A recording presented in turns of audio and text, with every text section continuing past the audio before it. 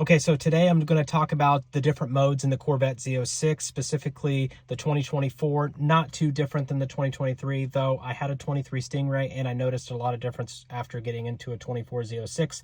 I don't know exactly which ones are the differences here, but I will go through the modes pretty thoroughly. I just started my car here in tour mode. I'm going to shut the AC off. So one thing I want to cover starting off is tour is the default mode, but when you use this little handle down here, there's a little knob under here you can spin. This is the palm rest. Tour is default unless you leave it in my mode. My mode is also default. It will be your, when you turn on the car, you go in my mode. The cool thing about my mode, which I think most people don't really understand or know, is I think one of the issues I had up front was, why does the car always start in tour mode? So you don't get the maximum exhaust sound. So here it's stealth. If you put it in track, you can start it in track mode. If you leave the car in my mode, you shut it off, and then you turn the car on, as long as it's in track, it'll start up with the maximum valves open, and that is what you want when you do a start up a car. The only reason why I do my mode in stealth is primarily I live in a quiet neighborhood and I don't want to wake up my neighbors at 5:30 a.m. So I keep it in stealth mode. Now with my mode, you have steering control, suspension, you have your engine noise, and you also have your braking. With the steering, I like tight steering. Typically suspension I'm really cautious about. I keep it in tour most times unless I plan on taking some corners. Then I'll go to sport. Track I'll obviously reserve for I know a road that I know is super safe. It's free of bumps, won't damage the wheels, won't damage the suspension. Specifically with the Magna Ride, really important you take care of your suspension. My mode doesn't have all the customizations that you really want though. There's other customizations I think that are in the computer that you can't control.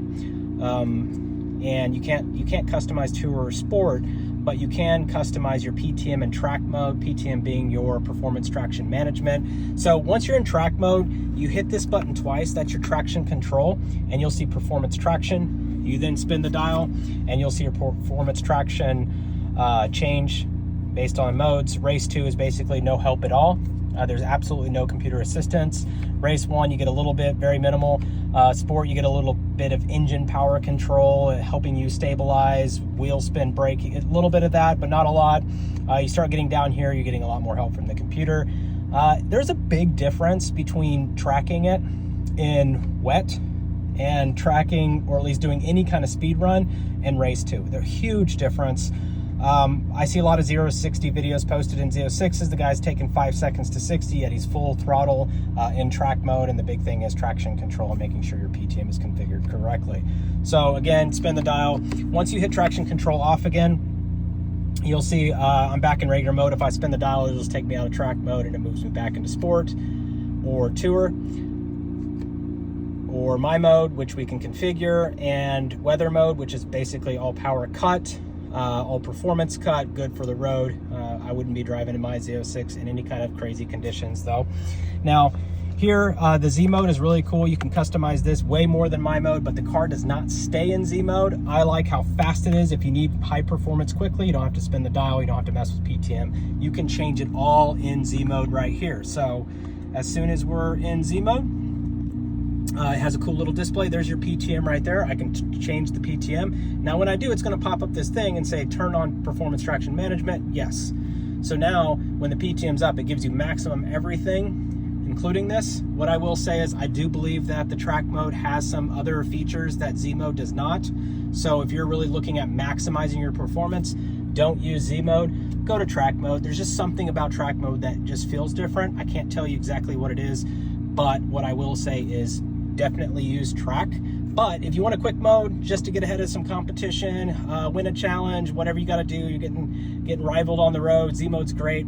It'll give you most of what you're looking for. You can customize everything here. Just be careful. Anytime you move PTM, it will tighten up the track, the suspension all the way to track. So the only time if you bump this down to sport, it will shut the performance traction management off. So that's the cool thing about Z mode. You just hit the button, it'll take you right where you need to go. Now you won't get all these features until you break your 500-mile engine break-in period. I'm at 845. I still have some features that are locked in the computer. I will be showing those as soon as they are unlocked. I will leave the plastic on my screens as long as I can. I like to preserve stuff, so Just keep that in mind as well. It does not bother me.